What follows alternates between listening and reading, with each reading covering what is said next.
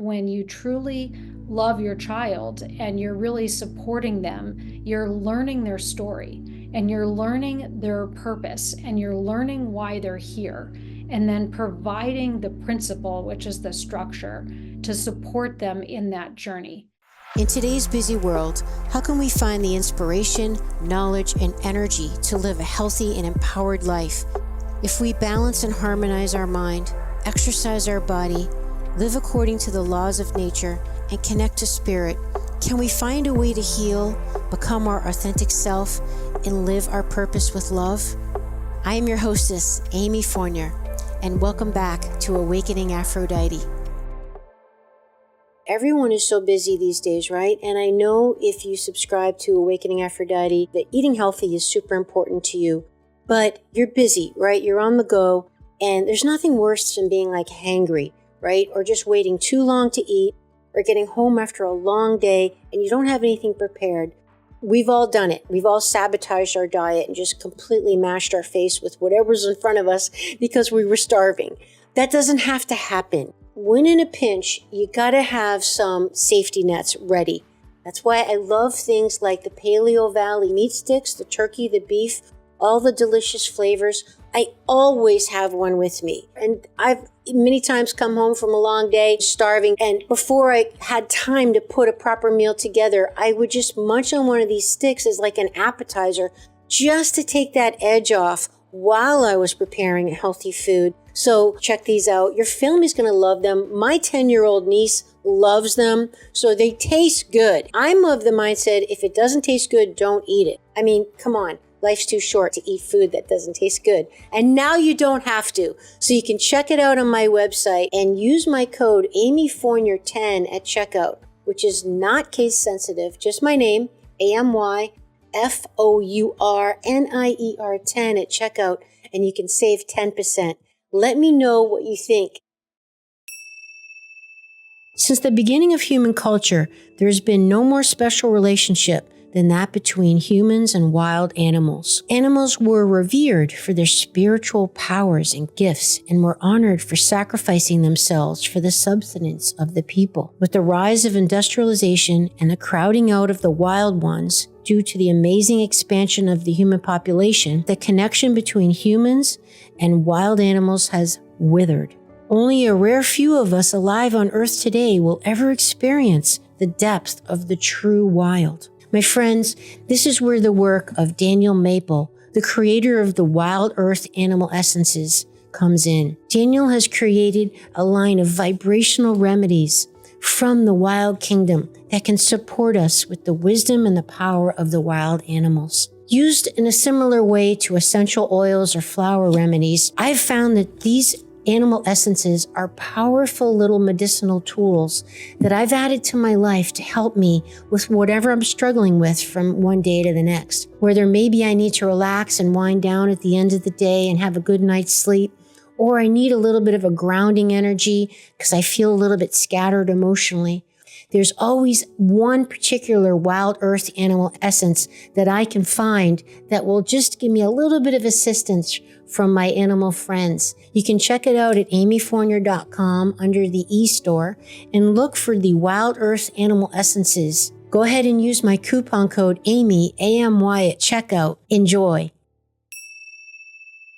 You know, I often say to my friends and family and people I know that have children that truly the best gift we can give our kids is a good example. And the best thing we can really give everybody in life is a good example, right? It's the most important thing. We've all heard before that actions speak louder than words, and our energy and our being and our state speaks volumes more than anything that comes out of our mouth, right?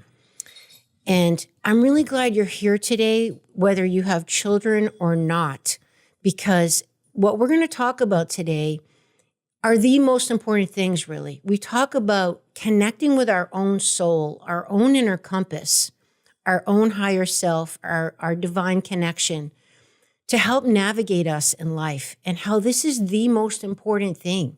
This is what the whole game is about, my friends. And wow, we aren't taught to do that. We aren't encouraged to do that. But now people are realizing that that is really the only thing that you can rely on and is going to never lead you astray.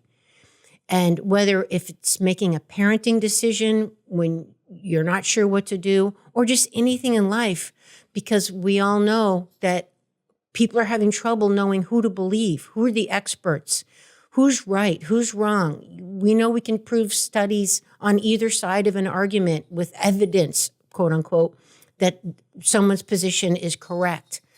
But how do you know? And how do you know when you're particularly in a place that's out of your comfort zone and you're in a state of fear and you're not sure? So we address that today, which is so, so important. And I'm thrilled to have my guest back again, Heather Newkirk. I hope you caught her first appearance on Awakening Aphrodite, which was 225. We talked about being a light worker and a light warrior in that episode, as well as Heather's experience with all these special starseed children, as they're called, that are coming onto the planet at this time for a divine purpose. Really cool episode. You might want to check that out. Heather is the founder and president of the Awaken Wholeness Center in Richmond, Rhode Island. And she is also an intuitive guide and teacher. She's a Reiki certified specialist, and she's a national board certified teacher and has a master's degree in supervision and administration. She's also the wife of Ross Newkirk, who was also on my show because they work together at the Awaken Wholeness Center, creating special harmonizing technologies for all of us to help us really get in the frequencies of vibrations of the coherent rhythms. And it's all about energy, right, friends? It's all about energy. And you know, you've heard me talk about my beautiful core harmonizer a million times on the show. And yeah, I got that from these guys. And if you want to check out what I'm talking about, go ahead to my website, eStore, and just look for the core harmonizer there. So, like I said, whether you have children or not, this is going to be a very interesting episode for everybody to listen to, because we talk about, yes, conscious parenting, Heather's experience with the issues of separation and giving up your power as a parent, and cultivating values and confidence, teaching your children how to learn, how to know who they truly are, how we can be advocates for our children, and the importance of modeling and accountability. And again, dealing with fear, the fear of not knowing what to do when experts are telling you things, and maybe you get an intuitive hit that something doesn't feel right. Or how do you stand up when it seems like you're the lone wolf having a problem with the way something's going in school or parenting or whatever in your world that you want to stand up against. And I love how Heather talks about the importance of balancing love and principle as a parent, those two energies. And basically that's the yin yang, right? That's the masculine feminine, which the show is so about, helping us harmonize those energies. They're both important to have, both love and principle. And so it's something to think about if you are incorporating that in your life as well. All right, so let's now join Heather Newkirk. Welcome back to the show, everybody. Super excited to have you back, Heather. I had to hound you and get you back on the show because your first appearance, we just kept going and going. And I'm like, I got to let this girl go. All right, we're doing a repeat. Have you come back to share with us more of your wisdom. Welcome back. Thank you so much, Amy. I'm happy to be here today. All right, today we're going to talk about conscious parenting. My goodness, that is an enormous topic, right? Obviously, we could be here for hours and days and weeks and months, but we're going to narrow it down to a couple key things that are really on your heart and your experience that you think are most relevant to really practically help people who have kids. And this world, wow, this world is... Everybody knows how this world is really going through some massive stuff right now. No one needs to kind of say that too much. But let's go ahead and dive in a little bit to your background as to what brought you here with your expertise on parenting. We talked about it a little bit in the last one, but just a refresher for people. Oh, sure. Yeah, happy to. So part of my background and my training is as an elementary school teacher, and I have a K-8, K-12 credential from California, and national board certified teacher and a master's in administration and supervision. And so I have kind of a lot of degrees under my belt that I've been using throughout my career, up until I left teaching, about, maybe 14 years ago when I met my current husband, Ross, and the work he's doing with the raising of consciousness through all these amazing technologies, I'm sure we'll touch on today in the conversation here and there. And before that, I was a summer camp counselor, and many, many years out in the Ozarks in Missouri. And so I feel like I've been always very naturally drawn to children and working with children for most of my career, and just experienced a lot of wonderful opportunities to really focus on their growth and development, their inspirations, all the little quirks that, children of different ages have. And so all of that combined has allowed me now to have quite a repertoire and foundation for doing work at the Awaken Wholeness Center, and to be able to work with parents there in various forms, whether it's using our technologies or it's doing intuitive work with parents and children.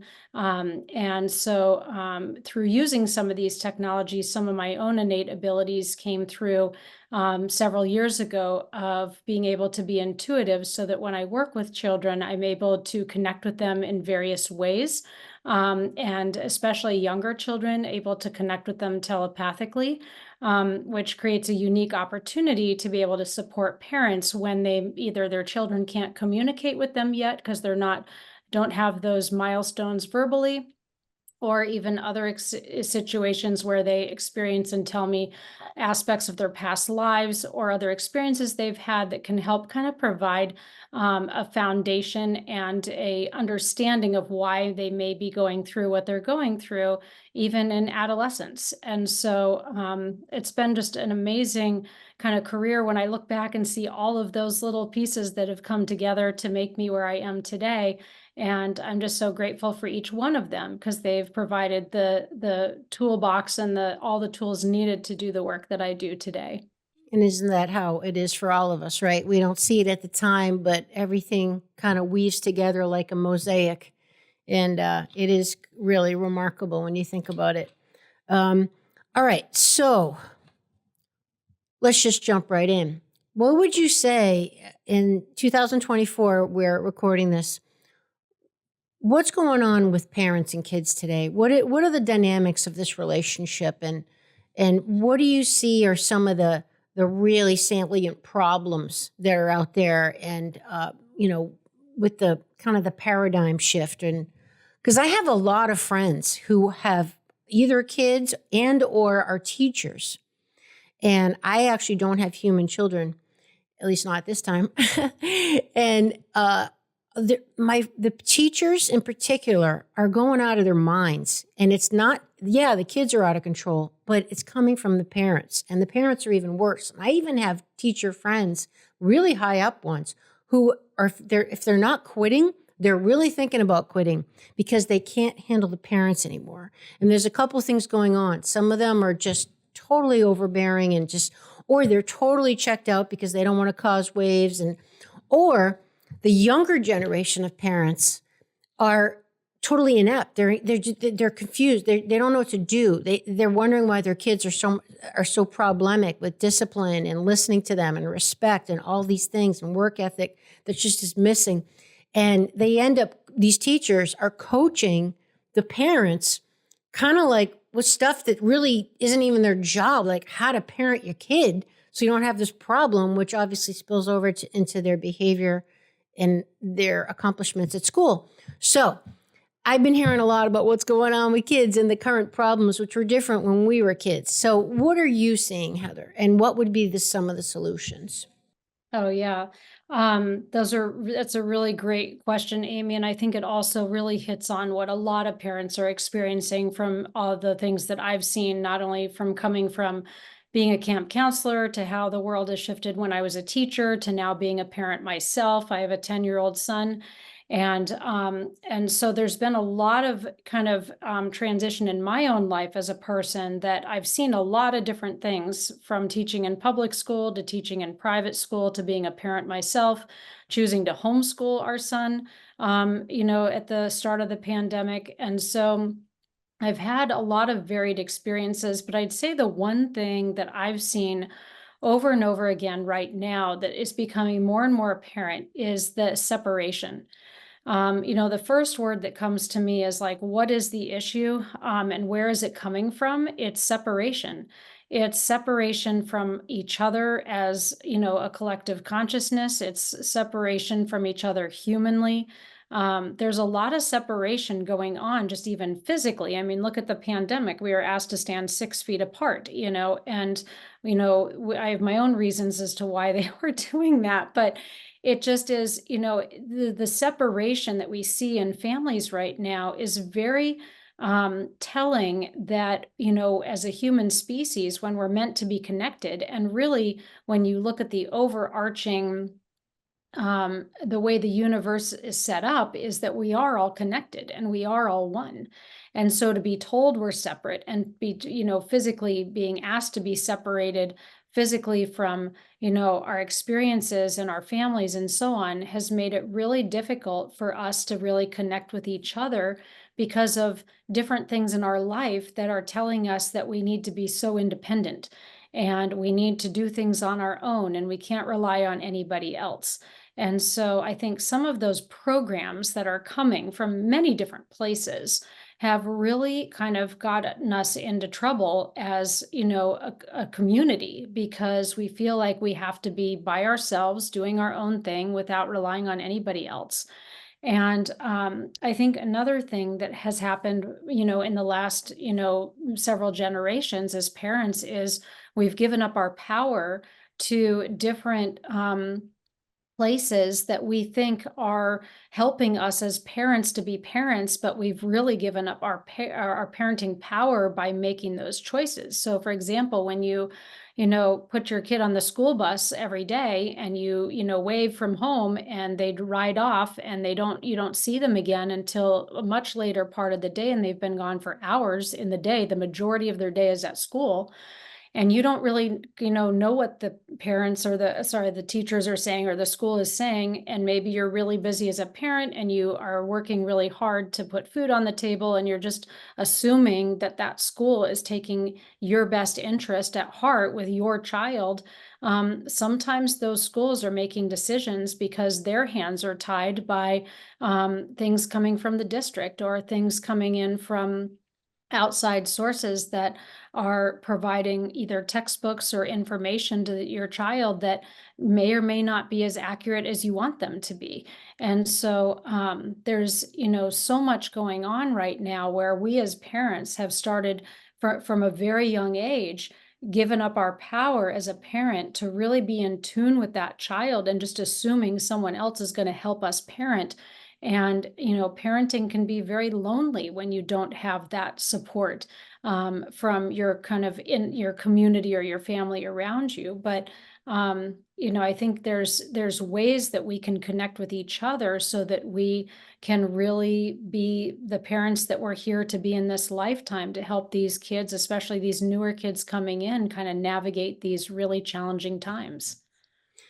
It's so interesting because it's such a bigger problem. It's such like a cultural, multi-level problem, in that the parents, our culture is so busy being busy with the 24-hour cycle of access, and people just trying to strive, achieve, and work. It's like school, the point of school should be to prepare a child for life, right? To teach them skills and ethics and values and abilities, and uncover gifts within them, for them to really be prepared and an independent, tapped in person, like their unique soul expression, right? But so we can't expect school to do all that. So if they go to school to learn to read and write, let's just say in the best scenario, which kind of is not even really happening anymore with curriculum, which is a whole nother discussion with what they're doing with curriculum. Yeah. But for that kid to then come home, and to your point, after maybe 7, 8 hours away, and the parent doing another job, sometimes two jobs. We've all got full plates. They're tired. They're trying to do what they got to do. But to have them then have the responsibility to teach the life skills, the life values, all those, like, when is that even going to happen? So I see it as like the kids sometimes fall through the cracks. And then, of course, we got the give them the phone or the iPad as the babysitter because I got to get dinner ready or whatever. And that's a whole nother thing. There's just so many things going on. And we're wondering why, to your point, the kids feel so separated, not only from themselves, but from deep, intimate, safe connections, because everyone's just so busy with all this other stuff that honestly, at the end of the day, is not that important. What we know is really important, and obviously I need to hear what you think about this, is that for the child to feel safe and that they can rely and respect their parents and that they're loved, right? At the end of the day, that's what they need to know and feel. And that comes from the parent giving the structure, the boundaries. And we know even research says that there's a correlation between the amount of dinners, meals the family shares together and the child having ADD, depression, bipolar, all these other mental symptoms is inversely correlated with the amount of dinners that are kind of not even happening anymore because they're going to practice or they're going here or there or they're eating a sandwich in the car. It's just, we've kind of lost touch with all that. So what do you think about that?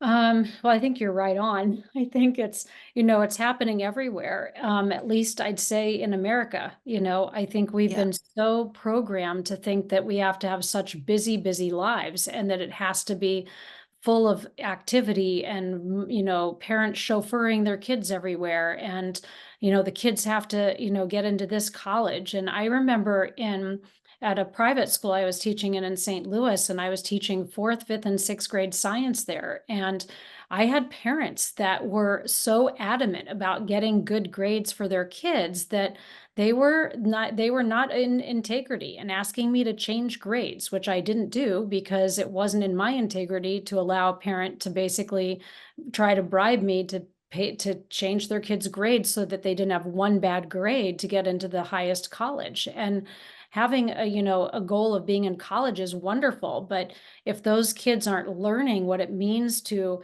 get a bad grade or learning what it means to say no, or learning what it means to see both sides of the spectrum of any given activity they're doing, whether it's winning a game or losing a game.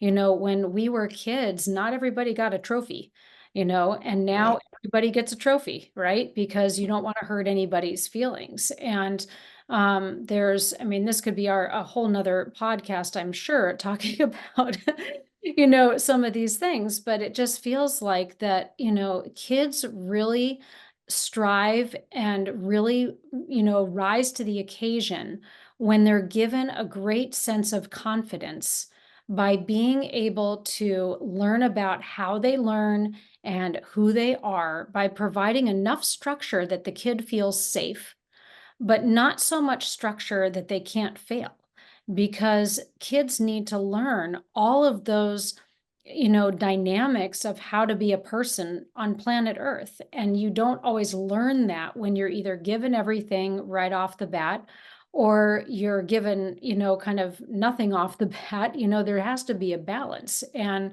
I remember there was a really great book called Teaching with Love and Logic. And it was a book I used as a teacher a lot because it talked about the importance of balancing love and principle.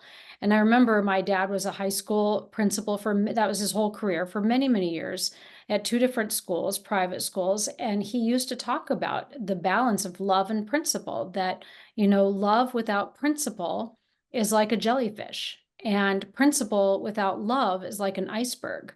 One doesn't have form, right? The jellyfish, and the other one is very harsh. And so as a parent, I've always remembered that, in how I parent of, is there a balance between love and principle in parenting? and that, your kid can have a great experience even within that little bit of structure you give them so they feel safe in the world, that whatever that is means that it has to be age appropriate, of course, but that they can really learn who they are and gain that confidence as they go. But that can be really hard in a world where there's so much going on around us that keeps us so busy from our own thought that we don't have time to be still. And we talked about that a little bit in the last podcast about the importance of being still and creating time for your child to be still and to be by themselves for a little bit and just be quiet. And they can pick what activity they do. And it doesn't have to be in the same room every time or at the same time of day, just sensing when your child needs to be active and when they might need to be a little more quiet so that they can have time to self reflect. Because a lot of these kids coming in need time to process their day and process the things they're going through. And when they're just kept going, going, going, and then put in front of a screen, that just escalates it and keeps it all contained until they get to bed, which is then when the parents are very tired. And then all of a sudden the kid can't go to sleep because they're mulling it over, and then it just all comes out. And then they're up very late trying to decompress their day because they haven't had enough time to do that through the actual day. You see, there's so much beautiful stuff you just said right there. I just love it. First of all, love and principle, that's masculine and feminine energy in your parenting. Brilliant. Love it. So right on the money. And listening, being present. I just want to kind of underscore that, because what I see is, the saying, there's a difference between quality time where you're actually present and just being in the same room together. I mean, how many times do we think, oh, well, I see my kids all the time, and the kid's on his iPad, the mother's on Facebook on her phone, and the father's watching TV. It's like, okay, they're all in the same room, but they're not present. And Mhm. I know even for me sometimes, like when I take my 10-year-old niece, oh, actually, she's now 11, I think. And, sure, a million things going on, just like everybody else. It's sometimes very hard for me not to just, when she's, I don't know, reading her book, or we like to draw together or paint. And let's just say I get a little bit bored. I mean, just to be honest, right? And I want to go pick up my phone real quick just to check like all the text messages that came in or whatever. And I don't, because I know that is maybe even unconsciously, Heather, sending her a message like, I am not present with you. Like, I'm checking, or worse is like if your phone rings or gives you a notice and you pick it up when you're with that, like, okay, so there's someone else now in the room with us, or they're more important than you, unless it's an emergency or something. All of this are, our kids are noticing, they're paying attention. I heard a story once about one of my teacher's friends that mentioning, back to what I was saying earlier, that, teachers having to coach these parents how to be parents so their kids kind of get some help. And she was saying, trying to get her son to limit the social media time, putting, boundaries on that. And long story short, basically the kid came back and said, well, I'll do it when you do it. Mm. Like the mother was doing just as much scrolling through Instagram, Facebook, whatever, as he was. And so this is a whole thing I'd love your advice on really. I mean, this is to support parents, right? But it's like we all really have to take a hard look as to what are you asking your kids to do that maybe you're not doing, and being that role model, because the last thing we want to be is hypocritical. So what do you think about that? I think that it's just, I think you've hit the nail on the head with kind of what you're sharing. And I think there's a perfect example I have from when my son was about 2.5, 3 years old, probably about the age three, and just not realizing how observant our kids are of our own behaviors and what Yeah. they're picking up on. And like, I've always known as a teacher, okay, kids are kind of like walking video cameras. They're always kind of recording what's going on around them. And so you just want to be mindful what you're saying and how you're saying it and how you're interacting with everybody, because you're teaching them how to be a person in everything you do. And what you do is much louder than often what you say. I mean, it's very famous. Everybody talks about that. And so, when my son was about three, I had made the conscious effort that I was not going to be carrying my phone around the house, and at the time, as a new mom, he and I had nursed for a number, maybe 2.5 years, and I had my phone with me to calculate how long I was nursing for. And I had it when I was there because it would give me something to do. And I was still connecting with him, but I'd check my email or things like that as well. And when he was about 3, I made the conscious, decision that I was going to just, leave my phone and not have it with me all the time, because it was hard to like navigate taking care of him as a stay-at-home mom. And then I'd have to have my water and my phone and kind of my entourage of stuff that I'd carry around the house with various activities we were doing. And I remember there was one day in the living room, he looked at me and he looked panicked, very panicked. And I was like, whoa, what's going on? He looked all over. He was looking left, he was looking right, and I didn't know what he was doing. And so he left the room and he went around the entire house until he found my phone and he brought it to me because he noticed I wasn't carrying it. And that was a conscious choice I had made, to leave it there because I wanted to really be attentive and not be distracted. And I wanted to be bettering my parenting skills. And out of my mouth, without even thinking of it, I said to him, you're more important than my phone, don't you? And his reply, I will never forget because it still hits me in the same place in my body, was, I am. Oh, yeah. And I was like, whoa, I mean, it still hits me. Yeah. Wow. Am, and he was 3. He was 3. And it just broke my heart because here I'm trying to be a great stay-at-home mom. I'm trying to stay connected with my family and the world. Yeah. And I do that through my phone, right? And he literally saw that I didn't have it as if it were actually an extension of my own body. Yeah. And the fact that it was missing and that he was frantically searching the house at the age of 3 to go find it and bring it to me. And then my higher self saying, you're more important than my phone, and having him reply that way, I am, was just so disheartening because that's never what I wanted for him, What a gift. What a And gift so it that he was like said that to he you was to, there yeah. to teach me, something that I needed to reflect within myself. And it's been really interesting watching him grow through this process of, we have other family members, people, that are around us that I see kids on their devices at various ages and so on. And I've seen some young adults throw tantrums when they don't have their phone or that's taken away as if it's literally their lifeline. Yep. And that can be really scary. And so even my husband and I say, okay, we're not going to let our son have a phone till he's like in college. We're just going to push this off as long as we can, because not that there isn't a need for some of that technology if you are away from your child and you want to be reassured they're okay. But it's become taken now to an extreme where it's extremely distracting in school. I can't imagine being a teacher. I'm not a teacher in that way right now, but I can't imagine what it would be like being a teacher in school with all the phones. Yep. Because it's like that many more people in the room. And I thought I feel like it's really created a disservice, especially to our high school, middle school, high school kids, because they're allowed to now correspond with each other and say things that they wouldn't necessarily say if that person were standing right there in an actual conversation, which can be very hurtful and cause those kids to have such lack of self-esteem and self-confidence that it's caused kids to take their life because Yep. they feel so either threatened, or they feel like they don't fit, or they don't feel loved, or they feel like they don't belong. And that goes back to that separation.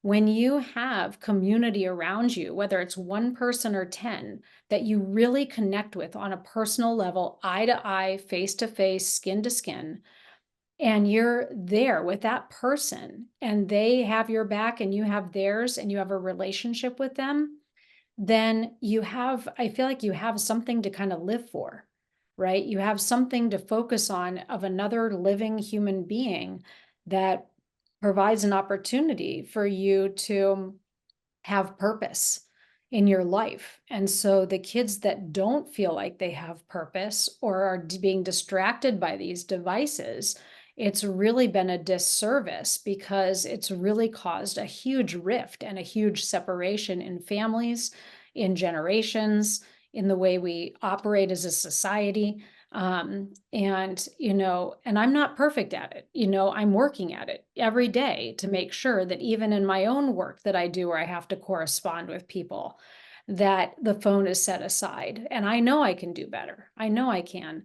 But it's something where I have to go back to that, point in my son's life when he was 3, and that just constantly playing in my mind to Yep. remind me and make sure, am I in that now moment? Am I making sure that I am giving each person in the room the attention that they need, that they deserve, that they should have, and being very present with them so that we can interact as people and not Yep. be going through some other device to get to that other person. It's funny because what this makes me think of is the point that children are not small adults. And that's something that we have to keep in mind. I mean, we know that even with brain research and psychology and, the anatomy might be there, but it's not even the same until we're thinking now about 25 years old. The frontal cortex doesn't totally line up. A child is not, a child is a child. A human child is a human child for a long time, more than any other mammal or creature. It Mhm, takes a long time for a human child to develop for a reason because there are things they need to be taught. There are developments in the body and the brain that need to still be made. So mhm, when your son commented on that, it makes me think of how as adults, we forget that the way the children and different, like you've said, age appropriate levels, the way they perceive things are not always the way we do. And we assume they're thinking of things the way we are. And they're not. Like because his little brain and we're always role modeling things, right? Our behavior is speaking louder. So we don't consciously realize what we're doing is sending a certain message. But it just, there's so many examples I even have with my niece of how she'll say something and it'll just blow my mind of like, oh, I didn't even think of it that way, or how you came up with that conclusion based on what just happened. Like their brains don't think the way an adult does. And we forget that sometimes. And parents today, wanting their kids to to feel like they're being supported and their friends. I mean, it's a huge problem. I'm sure you're familiar with the work of Dr. Leonard Sachs, and he talks about how like the number one thing his parents are doing is they're trying to be good buddies with their kids, and that is a disaster. You're not supposed to be good friends with your kids. Maybe when they're adults, yeah, like you come full circle. But the last thing that kids that are well developed and mature mentally stable adults need is for their parent to be their buddy. It's not even your role. What are your thoughts on that? I feel like I'll answer that, but I want to touch on one thing you said just before that briefly, and that is age appropriateness, because I think it's a huge topic that is being thwarted by many different industries around us. And when you look at the desensitization. Desensitization. Yes, thank you. That is going on right now with very young children. This goes back to being an advocate for your children because they don't necessarily know how to be an advocate for themselves. And because many of the children coming in right now are old souls, they are much more mature in their conversation and their demeanor than has happened before. And so we assume it's okay to just load them with everything going on and make it like, okay, this is how the world works. Here you go. Here it all is in one big package. And it can be really traumatizing for children when they're experiencing music and movies and books that are not age appropriate.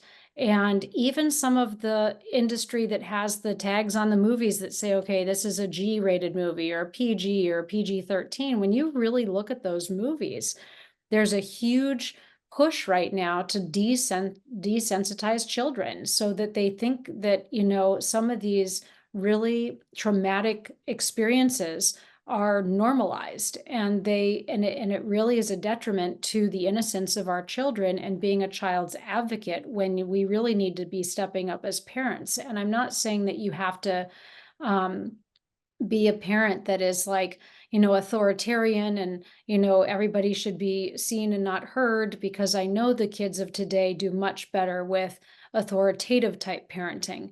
And so there has to be that balance. It goes back to the love and the principle. There has to be that balance so that we as parents can take control of our role of why we chose to have those kids come in, or why they chose us to come in at this time. Um, and I think to just touch on the latter part of what you're sharing, um, I think being a child's friend can be so important, that a child feels loved and supported and that they have a friendship with their parents. I do feel like that's important, but I don't take that lightly, in that it means that you just allow them to do whatever they want to do, or to say whatever they want to say, or not be respectful, or not learn how to interact with adults appropriately with their conversation. Because this is where we teach our kids, everything from age 0 to 7 is when a child is getting their full programming for their life. And, age 7 to 14 is where they're starting to see, how does that work in my world around me? And age 14 to 21 is, now how do I make that my own? How do I make that part of my own experience? And so when you have a family with multi-age kids and they're seeing each other in those different aspects of when their soul's coming in and what they're learning about, it can be challenging to keep and remember the age appropriateness of the to the youngest child in the family, really, so that they're not being exposed to things that are desensitizing them or causing them a lot of trauma or nightmares, or things they've seen or heard that they just don't understand, and then they go to repeat it to somebody else, and they don't really understand the full context of what they're saying or why they're even saying it. I love that. That's great points. You mentioned what you're doing, or what you and Ross are doing, and what you think is important in your work and your experiences, teaching the children of confidence, to know how to learn, and to know who they are. That's as your role as a parent. Can you expand on that a little bit, for like practical boots on the ground for the parents? Like, how do we do that, Heather? I think that's beautiful. Being confident, how to learn, and who they are. How are you doing that with your son? How do you recommend parents do those things? Yeah, that's a great question, Amy. Thanks. I'll do my best to share some of the things that we do. I think one of the things that we've always done with our son ever since he was little was, even though he's a child who needs things that are age appropriate, we've always treated him as an equal, because he is a person, and he's going to grow up to, be treating others like we treat him, to understand that these kids, because they are coming in with a wealth of knowledge from other experiences or other lifetimes, or remembering some of those things that they maybe have not experienced, that we don't maybe remember ourselves, is that it's important to validate the things that they're sharing with you at any age, and validate their own experiences, because that's their perception and their version of their world. And even though you're in that world, they have a whole nother perspective, like you're saying, of what they're seeing around them. And so to be able to validate those children and validate their stories, validate their experiences, validate how they're feeling, is really, really important. Helping to support them emotionally when they're dealing with any kind of disarray in their day. Sit down with them side by side and really connect with them. And if they can't find the words because they're too young, this is where we teach them the words. I can see you're feeling really sad. Help me understand what you're feeling sad about. Or I can see you're really angry. When I feel angry, it can be a lot of emotion welling up in me, and it's really intense until I breathe. And you teach them how to breathe and how to slow their breath down so they can catch their breath. Because most children, when they're in a situation and they're in the thick of it, they aren't going to hear any advice. They're not going to hear what you want to share with them. Or adults. Adults are the same way. Yeah, When very true.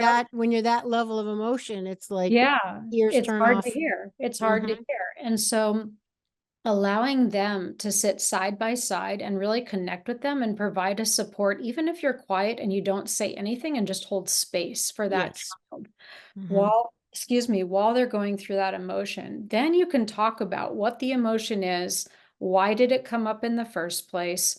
If you were to pick it over again, how would you do it differently? Role modeling, when a kid yells at a parent, that's usually something they've either heard from that parent or somebody else. And so it's modeling it back. It's saying, wow, I can tell, you're really hungry, like, and they're yelling like, when's dinner, and I can tell you're really hungry. Is there a different way you could ask me so that I can hear you? Because when you yell, I can't quite hear what you're saying. Is there a different way you can do it? And modeling, especially for younger children, and any age range, modeling that behavior for children over and over and over again until they learn the right words and they learn the right emotion. That becomes a wonderful way to teach emotional intelligence so that they can go on to be adults and young adults and adults that can actually tune into their emotions Yeah. and be able to understand that so that they can work through it and understand what are the things that I need to do to help me do that, to get through that trauma or that emotional response. Is it I need to breathe? Is it I need to go yell in a pillow? Is it I need to go walk around outside? Is it I need to remove myself and just be still so I can collect my thoughts and then come back into the room and the conversation?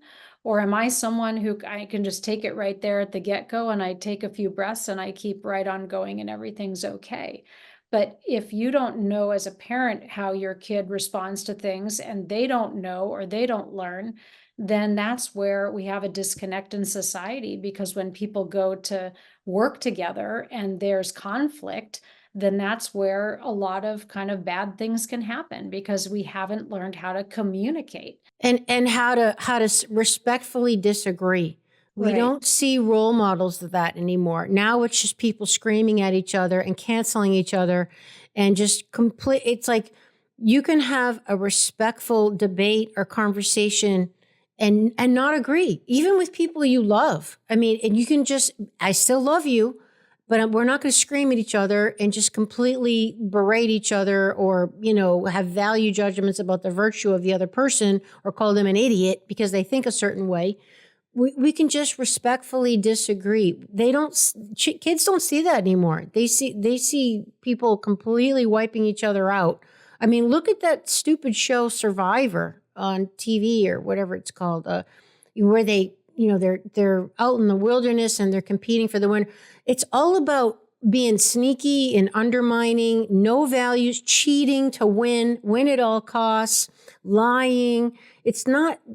There's no role model of behavior or virtue and the values of winning because you won the right way.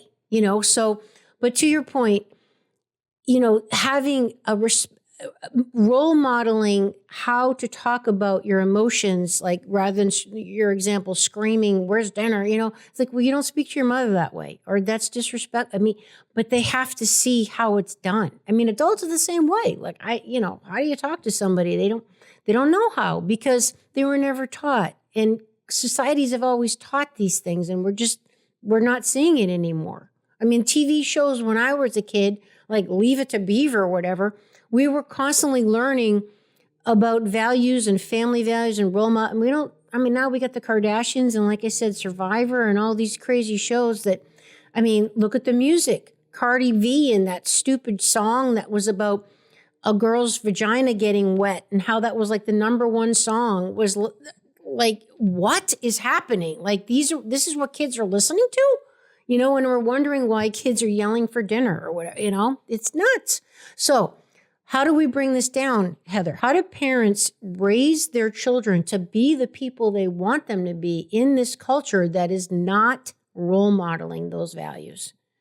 Yeah, it's really important, I think, for the parents to be willing to be different and be willing to do something different than either they've been taught or that they're being coerced into doing because it's popular and Yeah. because they want to hurt their kids or they don't want their kids to not like them. And I think what happens is when you get to that point where the kid has heard yes more than no, right? Or has not understood like that structure, given some whatever that range is, it's different for every parent, whatever, what is that structure?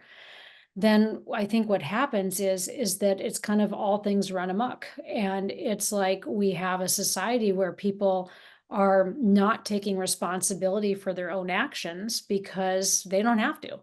And Yep. they were taught that they don't have to, and they don't Yep. have to own up or apologize. And I think it comes all from modeling. When our son was really little and I wasn't having a good day and I didn't do the right thing, I would apologize. And I'd be like, gosh, I am so sorry that I did that. That was not the way I want to parent. That's not who I am. I want to try differently and I want to do better next time. And I mean, that's just how I modeled it because I knew that that was a skill that I wanted our son to have. And so, anytime that as I'm parenting and I see there's something that needs to be tweaked or needs to be adjusted, I try really hard to model and I try really hard to have, now that he's 10, more of a conversation of just like, I didn't handle that so well. What could I do differently next time to handle it better? And there's times I ask him, like, how can I be a better mom? How can I be a better parent? Because I think our kids often they do reflect back to us what it is that we need to work on. And so, and they're modeling for us that behavior. So if we're seeing something in our kid we don't like, it's usually because they've picked it up from the people that they're living with, or us as parents, or a teacher, or something they've seen on TV. And sometimes it's hard to pinpoint exactly where that's coming from. But like I said, from a very young age, kids are like little video cameras walking around and they're taking it all in and they're seeing everything. So when we're, as parents, not following what's age appropriate and we're allowing society to set the norm, which is not a norm by any means these days, and we're allowing other, entities or other, you know, um, other places to actually try to parent for us, then it's like we give up all our rights. And I think it happens even at, out of the gate when kids are, born at the hospital or born at a place where, literally the very first moments of life need to be skin to skin contact with the mother, holding the baby, nursing the baby, and connecting with its parent. And we as a society have allowed another entity to come in and dictate to us, no, that's not how it's really supposed to be. We want to take the baby, we want to prod it, we want to poke it, we want to, put goop on its eyes, and we're going to wrap it up and swaddle it, and we're going to, put it in this incubator or this bed over here in a whole nother room so the mother can rest.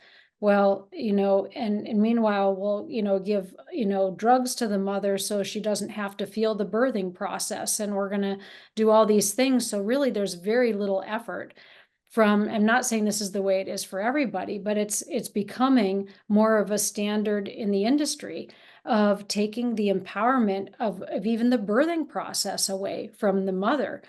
So she doesn't feel the birth. Can't connect with that child as it's literally coming through her body, to be able to connect with that child when they're first born, which is so critical for a connection to have with your child. And we give that right away in the name of medicine, but it's really taken a toll on us as families not to be able to connect with that. And what do all, animals in nature do? They sleep with their baby, they hold their baby, they nest their baby, and yet we're told, oh, don't co-sleep with your child. That's dangerous. And so usually to me, what I've learned as a parent is a telltale sign that someone else is trying to usurp my control or power as a parent is fear, a fear tactic of Yes. don't sleep with the child, that's dangerous. Don't do this, that's dangerous. Oh, you got to Yes. do this or else this is going to happen.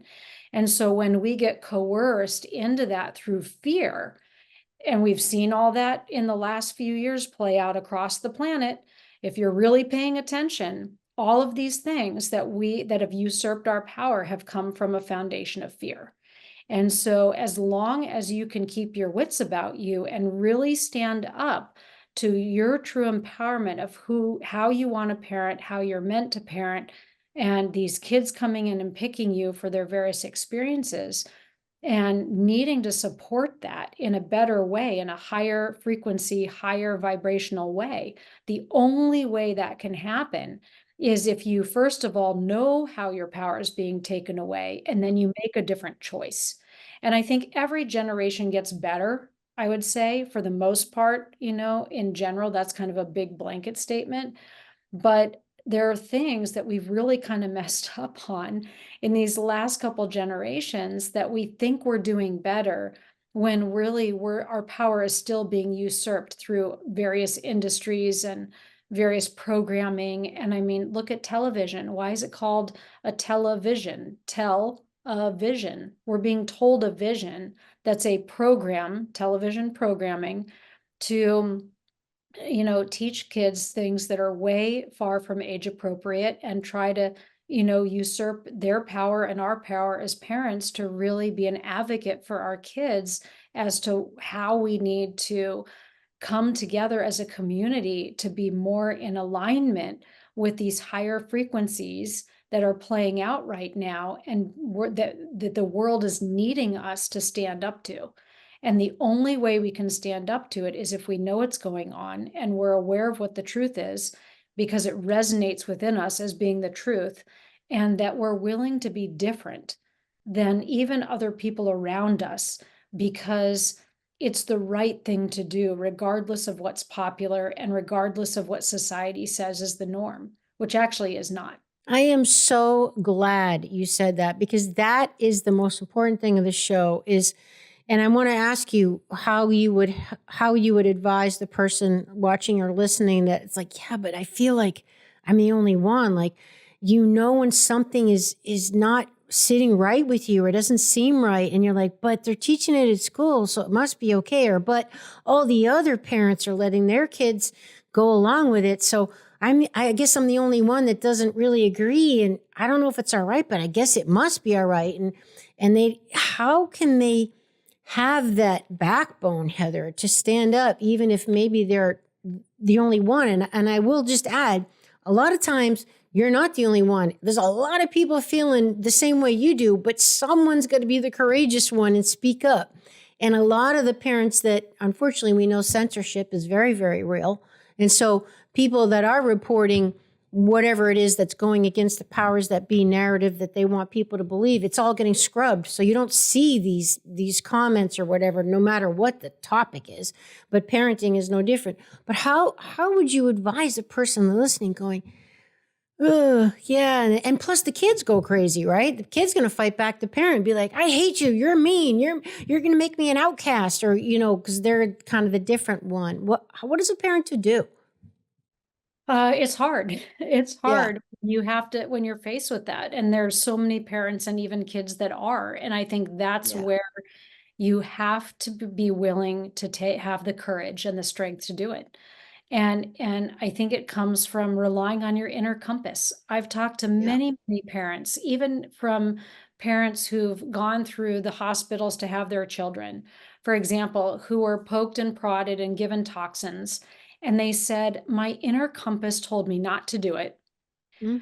I was talked into it by XYZ, and I did it anyway, and now I really regret it because my child is having psychological or health issues because of the choices I made when they came out of the womb and the hospital. And now I really regret that because something in my inner self and my inner compass told me not to do it, and I did it anyway because I was bullied into it. I was, told I wouldn't be a good parent. I was like, Fear. It whatever it is, was it's all fear, right? fear. It's Like, all fear.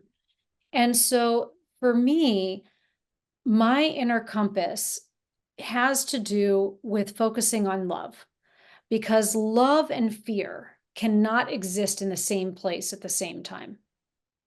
So when I focus my thoughts so much on what is the loving thing to do, what is my inner compass saying that is so important from my higher self that is resonating within me as the truth, then it's much easier to override the fear because you're not allowing the fear to come in and trigger all those chemicalizations in your body that tell you the fight or flight. but I have to interject because to your point, let's say in the hospital, right, and they want to give the kid the vitamin K shot or whatever it is, and it's going, or whatever the example is, where you're going, and we've all been there. I've done it a million times. I've gone against my intuition, my inner compass, and I've always regretted it after the fact. But yes, fear.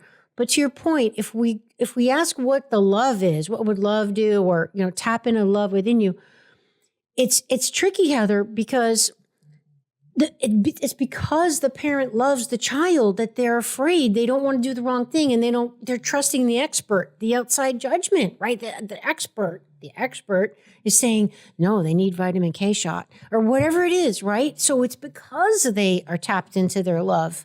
So help us with that. Like this, how, when you're saying go into your heart and go into the love, what if Yeah. it's like, well, yeah, I am, but I still don't know what to do because it feels kind of wrong, but I have to trust the expert because I don't know. Yeah, I think it comes down to it's a great point, and I think a lot of parents face that, and it can be Yeah. really hard because they feel like they're doing the right thing out of love because that's what they've been told. And I think that's where it comes down to not always trusting everything you hear, right? Yeah. Not always trusting the quote unquote expert because when you really start to learn a little bit more about how society has been set up really for failure, whether it's the education system, the health system, then you all of a sudden you see it everywhere, but you don't know that when you're in it. You don't know that when you're in the thick of it and you're starting to learn about how things have been set up in a way that really we have to wake up to see there's a different way to do something. And it's set up for dependence. It's not set up to reinforce and nurture the development of someone's own empowerment, their relationship with their own divine source and soul. It's set up that we are supposed to look to experts and ask this one and ask that one. It's not, and on purpose, because we can't control people who are empowered and enlightened, that's for sure, you know? Right. So you're very intuitive, and a lot of your professional work is, tapping into these things. So you obviously have a strong connection with your soul and your divine source, creator, whatever you want to call it. But I see it as the bottom line of a lot of this is, and back to our example of the person, getting a hit that something kind of doesn't feel right, but they're afraid because the expert's telling them to do it. What do I do? That's kind of preventable when you have a strong connection with your soul and you trust that you know what that hit is in your body. And to some people, it's a physical thing, like their stomach goes crazy or they get a voice or whatever. And you tell us it's different for everybody. I'd like to know what yours is and help us know how to cultivate our own, because to me, ultimately, that's kind of the answer. That's how you know when not to listen to the expert, when you're out of your league. You don't really know this topic to know what the right thing to do, Yeah. but that hit you get you got to listen to that and then trust that it's right. So how do we do that, and how have you done that to cultivate that in yourself? Yeah, I think that one of the ways I've done that in myself is when I'm not sure, I wait. I Okay. pause. Okay. So I think that would be something that would be really helpful for parents when they feel like they're getting pushed and getting pushed by fear or getting pushed or bullied. I mean, it's basically a form Yeah. of bullying, right? Yeah. And so how would you handle a bully? It's kind of like it's the same thing, it's just a different topic. And so we all think, well, I don't want to meet with the bully and so on, but it can be really hard when you're facing it and you feel that pressure. And I think that I think a lot of people have this inner compass, right, that they've had for their whole life, but they don't trust it. There's something about it they don't trust because they've been told not to trust it along the way. Yep. So and so it's going back to the basics. It's like when we were a long time ago living in a cave somewhere, you had a pretty good sense of what was around you, right? Because it was your survival was based on it. And nowadays, we are so inundated with so much sound and so much noise, literally and figuratively, in our life. We can't think for ourselves anymore because we don't allow ourselves the time and space to do that. So if someone's pushing you to do something you really don't want to do or you don't think is the right thing to do, then stop and ask for more time to think about it. And then go to a place that's quiet and really tune in to your feelings or your emotions about it. And this goes back into teaching children about their emotions, right? It's this Yeah. cycle that keeps going on and on and on with parents, and then their kids, and then gets passed to the next one and next one. The buck stops here. We are at a time point on this planet where things have to shift drastically. And the only way for us to do that is to take a stand and to do something different than we've already done, regardless of if it means that we're going to have to walk away from something very familiar to us or something we've always known. Because if we don't do that, then we're going to have to learn that lesson again. And so everybody is here. If they're not ready to make that choice, that's okay. These are just my guiding principles that have helped me in my lifetime. And I hope I can inspire others to maybe make a change in that direction too. But everybody is here to learn a different curriculum, and they're in a different grade at a different time in a different way. And so there are people who do have to go through those scenarios and do have to go through those experiences so that they can learn what they're here to learn as a soul, as part of their soul contract with the people that are involved with them. And I think that has happened during the pandemic. There's a lot of people that were coerced into doing things they may not have normally done out of the pressure of society, their job, their boss, the world Fear. around them, and fear. Fear. And so what has happened now is a lot of people are realizing they may have maybe not made the choice they should have made. And because of other new information that's been squelched, and now it's coming out drips and little pieces here and there, if you kind of know where to kind of look for it and how to navigate around the censorship. And so now people are like, what do I do with that? How do I help with that?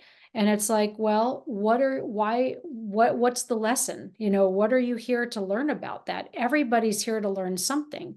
And what I love about Ross's dad, sharing this with us, and I think I had shared this a little bit in the last podcast, is no one is truly harmed.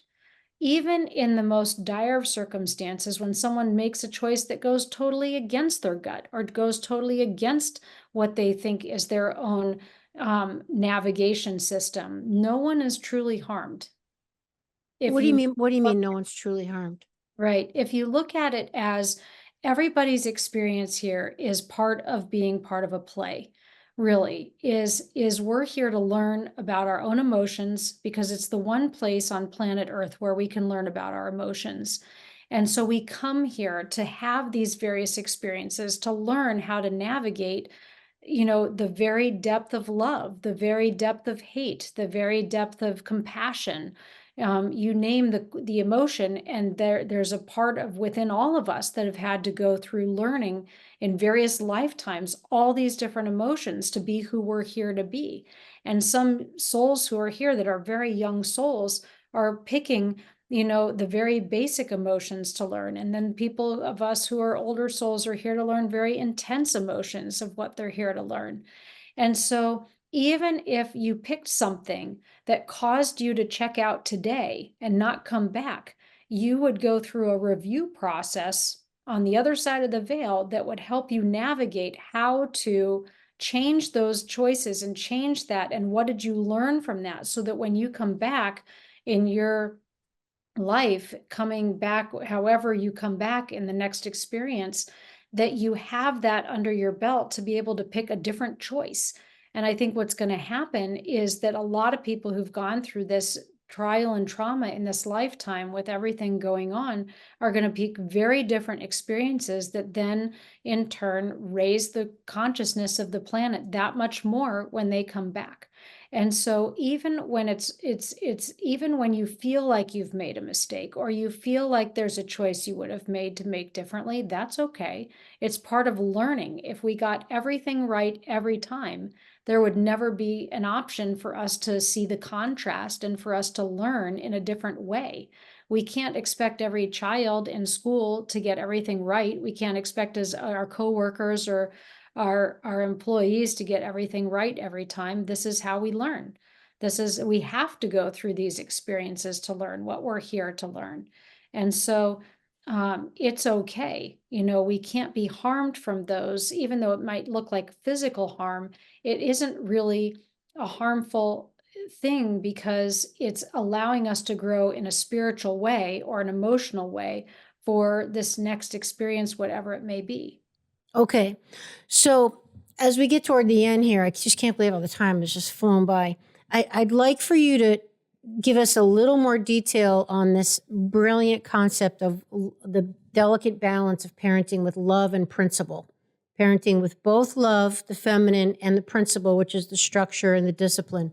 We know even in our personal lives as an adult how we manage ourselves. We need that compassion and that discipline to get stuff done, but do so in a productive, fulfilling way. Parenting is no different. So, Heather, can you give us some boots on the ground examples for the parents? How this would be like emulating the love to your child, and this would be an example of emulating something of discipline when appropriate to the child, or principle. Excuse me. Here's the love. Here's me parenting with principle for my child, so we can really kind of understand those parameters.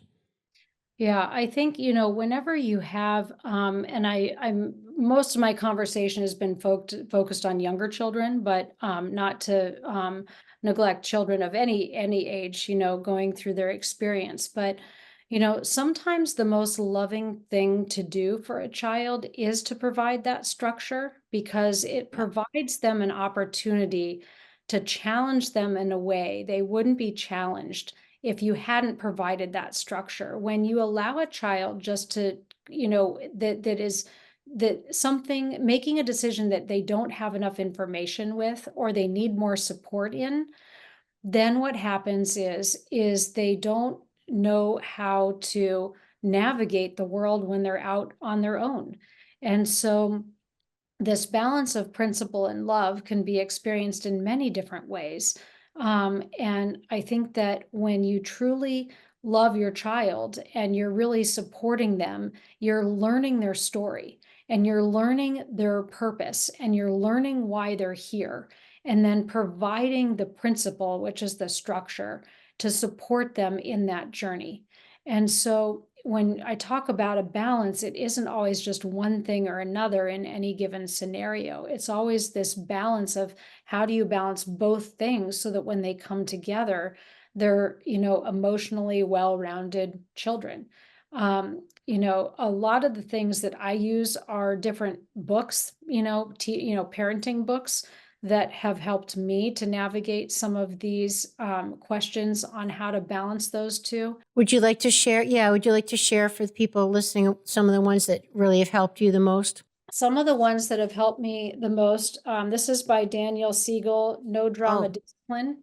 great This is book. one that's really helped Yeah. because it's going to be different for every child. They're going to respond differently on how your child is, what they're here to do. This Mhm. one is by Joanna Faber and Julie King, How to Talk So Little Kids Will Listen. Wow. And Ages there's 2 to actually a 7. version of this for older children too. This is a really good Great. one. Wow. And then, of course, I mentioned this in the last podcast, but we have a series of Parenting the Children of Now and The Evolution and the Children Now by Meg Blackburn Lucy. Blackburn. Okay. Yep. Blackburn. I go by Blackburn, but Yep. Lucy. And then also, if you're looking for books for younger children that can be really helpful on focusing on balance in their day, there's a really great series called Be Still, an B, invitation to meditation and with that's B. BEE, two Be E's. Still. That's great. Like Yeah. Bumblebee. Be still. I love it. And then there's another one, Be Calm, the Buzz Oh, Yoga. the buzz on yoga. Oh, so cute. You know, the best thing about children's books are the covers. They're so fun. Like, I want to read that. Like, that looks so interesting.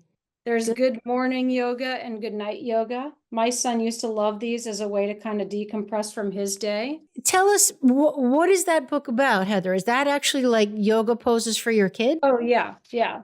So when you read through, it talks about it, it's kind of a story. I And love it. it's like Yeah. and then you read it, and there's like just the simple version, or the next one is talking about breathe. As I breathe in, as I breathe out, my arms reach out to the sides, Oh lift up my to the God, it's sky, and so then relax cute. back down. I So they're love learning the it. tree pose, and then it takes them through all the different poses that they can do.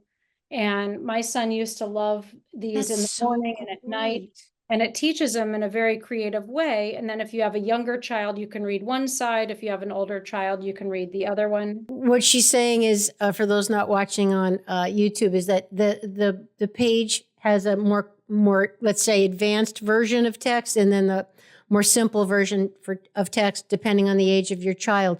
But what I love about these books you're sharing, Heather, is that they're making your point as to how we can teach our children to deal with things in life, to deal with emotions, and they're connecting with nature. I mean, all those books of like the kids are doing the yoga outside on a tree or whatever.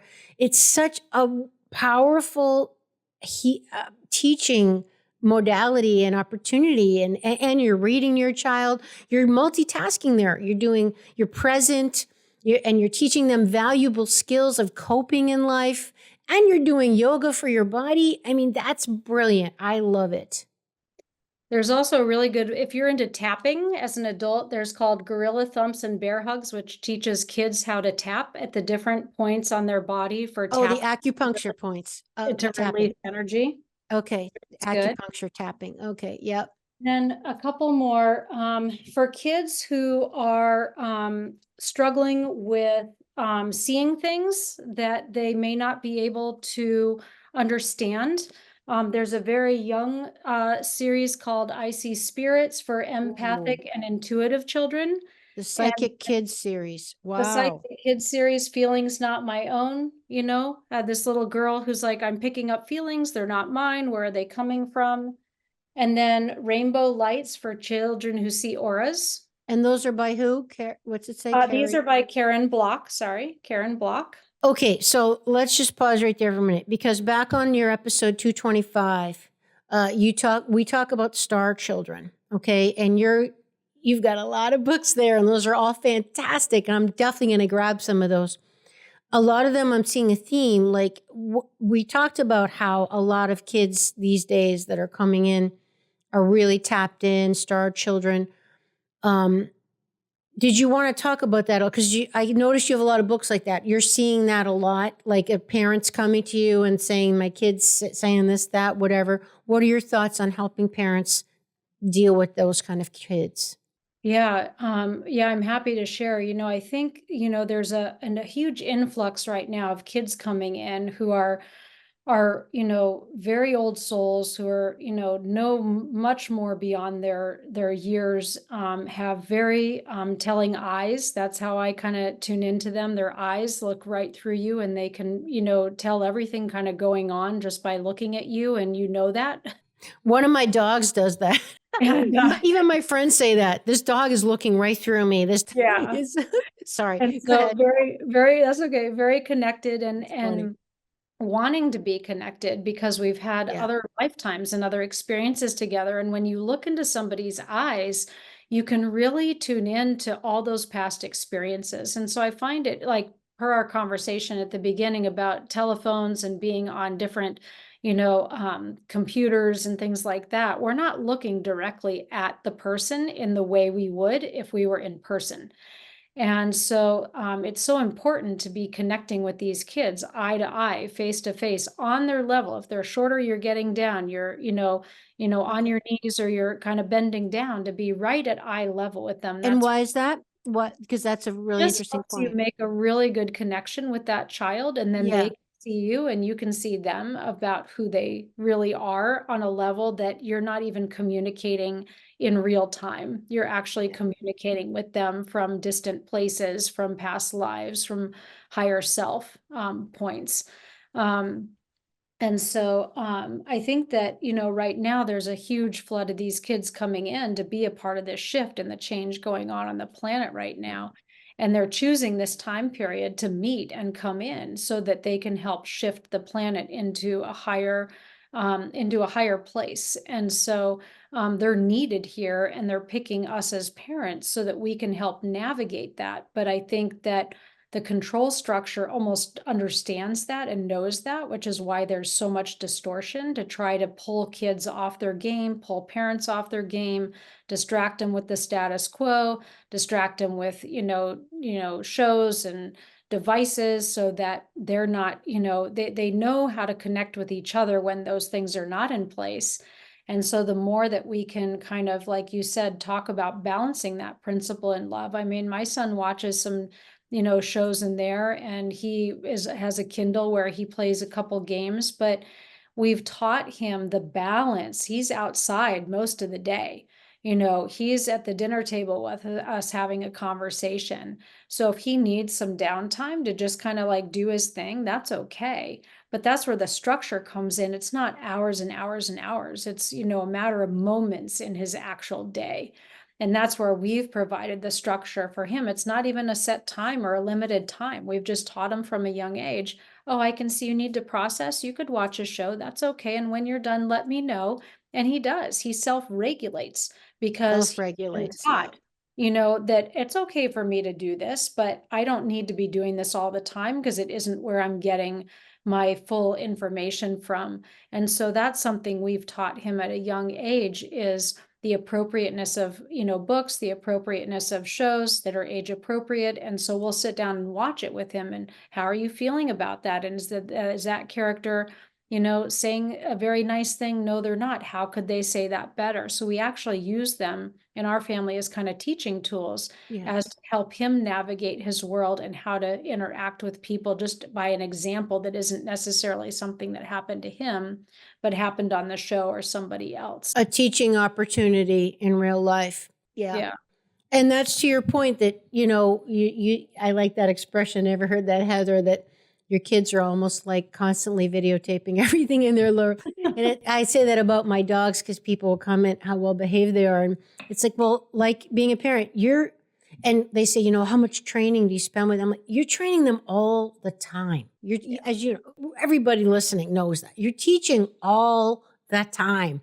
I Mhm. mean, yes, there's a period where, when we do, my dogs and I, when we do our daily walk, I'll take like you, a teaching moment, a teaching opportunity for me as a dog owner rather than a parent. It might be a huge rock where I have one of my big dogs go on the rock and do a downstay for a few minutes. It's a teaching opportunity and I grab it. Yes, that actually is a training moment, but it's also every minute of the day. With say I'm running late, I'm trying to get out of the house and Mhm. one of my dogs does something I don't want it to do. And I can't let that go. Like I have to stop and deal with it right then. I can't let that slide because I know that's going to come back to bite me. That dog just learned that one time I got away with it, and I never know when mom's going to let. You know what I mean? And Yeah. I mean, everybody have to It's figure. an ongoing job, and I think Yeah. it's also something that it's important to focus on positive reinforcement. You are asking for tools for parents. Like as a Yes. teacher, I found the best way to handle any class, and I had a lot of hard classes out in California. I had 33 kids in our class. I was all by myself as a teacher. We had over 22 languages at the school where I taught. It was in Silicon Valley in Santa Clara. And we had, a lot of time learning, kind of crash course. How do you teach 33 kids and they don't all speak the same Wow. language? And That's nuts. so the Wow. biggest thing was positive reinforcement and modeling. So how did those Yes. kids coming from other countries that came into our school, how did they learn how to navigate being in school for the first time for some of them? And it was positive reinforcement and it was modeling.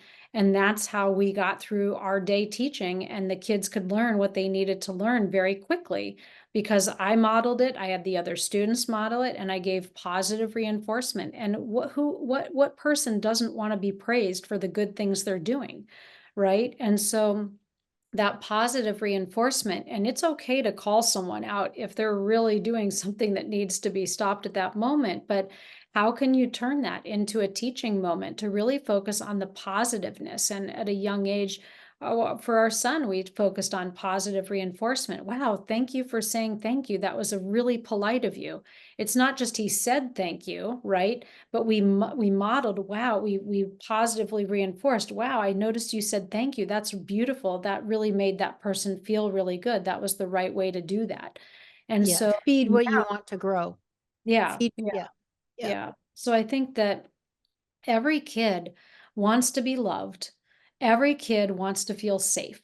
And so if you can provide those two things for your kid, you're doing great. And parenting isn't easy. There's so many things that, that we experience on any given day that are not easy, challenges along the way because we're on our experience and they're on their experience, and we're these people coming together that have chosen to be together in this family to learn what we're here to learn. And so, if you can help your child to feel safe emotionally and feel safe physically and feel loved, then you're doing something right, because that's really what most kids and even just adults in general want to feel in their own life. Absolutely. It's exactly what I was thinking while you were talking is like, it's just same as adults. We all want to feel loved and safe. And I just think that one of the things as we close here, I want to emphasize is safety requires the boundaries and the limits though. And we're not talking being, with an iron fist, but it's knowing, that you can trust your parent because you know that this is kind of where I fit in this parameter. These are the rules. The rules make us, rules, you know what I'm saying? But the expectations in the family, and this is what makes them feel like there's structure. Because we know research even shows that the worst thing that can happen to a child, even more than actual physical abuse, is being just neglected or ignored. The Mhm. kid that's, the latchkey kid that's alone all the time, or just they feel like their parents don't care. So, that negative reinforcement is better than no reinforcement to the child. The child that acts out because it's the way they get attention, because otherwise they get no attention. To your point, positive reinforcement. Are you reinforcing the things you want to get more of those? You know? So And are you noticing, because we're all so busy that there you kids go. are doing good things all the time, but they're not being, it's taking the time to notice and then That's taking so time to true. say something. So I think So true. it's being present with each other, which is how we started the conversation of like that, separation versus being together. So, and it doesn't have to be something drastic, even if it's like, say, like every night of the week, you're not eating together, choose one night to eat together. It doesn't have to be all or nothing. Take those little moments to Yeah. connect with each other. Ask your kid, how are you doing today? I can tell there's something you're not saying, and I'm here to help guide you, and I'm here to help support you, and I can just even be an ear to listen to. How are you doing today? I can tell there's something that you need to say that you're struggling with, and I want to be here to, even if I don't have all the answers, I'd love to just be an ear to hear. And I think even, some of the middle school, high school kids, I think we expect our kids to grow up too fast.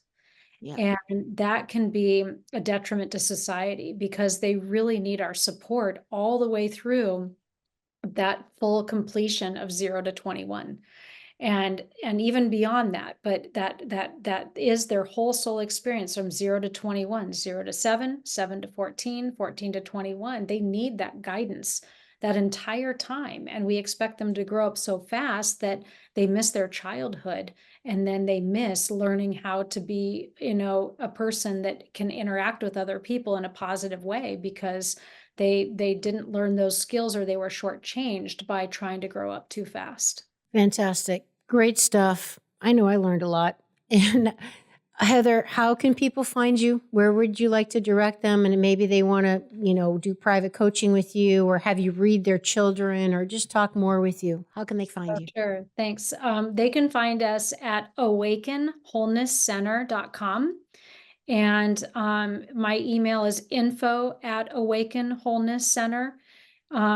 And so if anybody needs to, reach out to us, just let us know. And all my information's on my website, including a mailing list. If you'd like to hear more about our center in Rhode Island, we're in the middle of enlarging our center, and it's 80% done. We're super excited. And right now on our website, we're providing an avenue for anybody who'd like to support us to complete the center. There's information on that. We're doing a campaign right now to help out with that. So if anybody'd like to sign on to that, we'd be very grateful. And so if you go to awakenwholenesscenter.com, you can find all the information right there on how to reach us. I cannot wait to see it. I did see a picture of it looks like it's a beautiful old house nestled in some nice woods. Mm-hmm. Yeah, we're on 3.4 acres, and it's So just beautiful. under about 3,000 square feet. And we're going to have a rock and crystal store, and 4 or 5 practitioner rooms, and then 5 technology rooms where you can come experience our consciousness raising technologies in various ways. And we have a large yoga studio that will be having classes and lectures, and have a lot of people coming in to teach classes and do retreats and things like that. So we're super excited to be able to expand to offer all these things for the community and beyond, because even some of our technologies you can experience remotely from anywhere in the world with remote sessions. For sure. For sure. Well, okay. So if you're in the Rhode Island area, you want to check it out. And the name of it again? Awaken Wholeness Center. And the town in Rhode Island? Oh, it's in Richmond, Rhode Island. It's right on Richmond. Route 138, halfway between 95 and URI. So we're in a great location, Okay. right off main roads, and we're 4 to 5 miles from Highway 95, so you can get to us either way. But I'm so excited that we found such a beautiful location to really bring to the community. A whole great spirit is so fantastic. Just love the work you guys are doing in the world. And, I'm a huge fan of your core harmonizer. I use it all the time. Everybody loves it. So I can't wait to come and experience the other stuff too, and meet you guys in person and get a big hug. Oh, thank you, Amy. Likewise. Thanks. This has been so great. Everybody listening and watching, I know this has helped you. I certainly hope it has. And share it with somebody that you think it might help. And we really appreciate you checking out Heather's website and her work with Ross and the products they make. And remember, you got coupon codes over on my website if you want to go ahead and purchase some of them. And then it's a triple win. They win, I win, you win. We all win. We like winning all the way around, supporting each other. Okay, everybody. Thanks for being here, and we'll see you next time on Awakening Aphrodite. Thank you, Heather. Thank you. Would you like to support my mission to help empower people all over the world to be all of who they truly are? If so, please subscribe to the show, leave a review on iTunes, and share it with a friend. And if you're looking to take immediate action to align your energy and optimize your health, visit amyfournier.com. Thanks for listening to Awakening Aphrodite. Let's awaken her together in you. I'm your hostess, Amy Fournier, and I already can't wait to be with you again and for you to hear what I have planned for the next show. Thanks for listening to Awakening Aphrodite with Amy Fournier. To learn more about Amy, check out her website, amyfournier.com. That's AMYFOURNIER.com. You can also check out Amy's live and on-demand virtual fitness and yoga classes, and sign up for her newsletter to receive a free mini ebook of 3 of her top tips for making holistic health a lifestyle. Again, that's amyfournier.com, and get your ebook sent to your email immediately. Connect with Amy on the daily on Instagram at FitAmyTV, FITAMYTV, and watch many of the podcast episodes and subtopic clips on her YouTube channel, which is also Fit Amy TV. Enjoy, and we'll see you next time on Awakening Aphrodite.